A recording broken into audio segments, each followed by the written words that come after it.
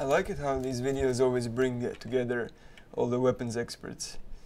For instance, I just recently rewatched the M16 cooking off rounds video, which just so happens to feature a Robin Williams lookalike. I mean, seriously, doesn't the guy look like Robin Williams? Look at him. At least from this distance and this resolution, he really does look like Robin Williams. But anyway, we scroll down and the comments start innocently enough. And keep in mind that I will dub the voices myself here. I thought they were gonna do something stupid, but this seemed to be the objective of their test. Interesting. Also, any idea on the language? Hebrew? Yep, it's Hebrew. So we have these two guys, Windmill Stalker and Isaac Hill, speaking to each other. Yeah, this is Israel. Back in the 80s, Israel was forced to choose between the M16 or the Galil as their standard rifle for infantry units. The government chose the M16 due to being forced to spend $3 billion in military aid. And then it goes on and on and on.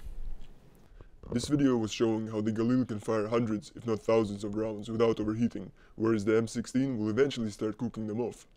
In conclusion, Israeli guns are better. That Tavar though, ooh man, that is a badass rifle. IWI is an Israeli company. True, that's now the standard rifle of IDF. The Galil is also in use by other special forces in Israel though. Can't get rid of quality, I guess. Hey, they didn't design anything. It's just AK-47 copy with a new stock. And their copy is based on ergonomic changes the finish made to the AK-47, making the Finns the first to do an AK mod. So a copy of a copy. So now joins the conversation a guy by the name of Aranyek Knives, whose channel features, as the name implies, basically videos of him fetishizing knives, machetes. So he's a weapon lover, this guy, definitely. And all sorts of cold weapons. Also chopping some plywood with an axe. In fact, AK I'd say is more reliable than the Galil. Galil will cook off at about the same amount of rounds. M16 will cook off sooner because it doesn't have a barrel trunnion working as a heatsink. Barrel area is thinner at the chamber. That's all you could make a newer version with a thicker breech area. Still, Galil AK is far more reliable than M16. So, what is... And then there is a barrel trunnion. What is a barrel trunnion anyway? I gotta look this up. Bro, thinking like that, then the AK is nothing more than a ripoff of the German WW2 rifle that Kalashnikov admitted being inspired from, with new finish and added woodstock.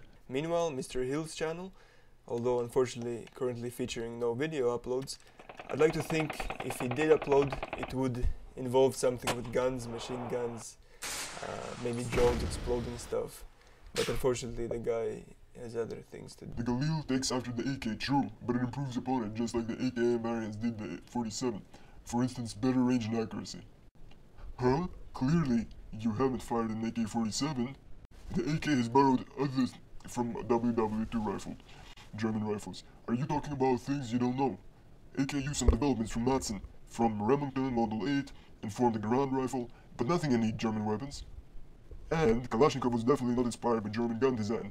The Russian AK is very much Russian development. The only thing the Germans inspired is maybe the general shape of the firearm, and the use of stampings.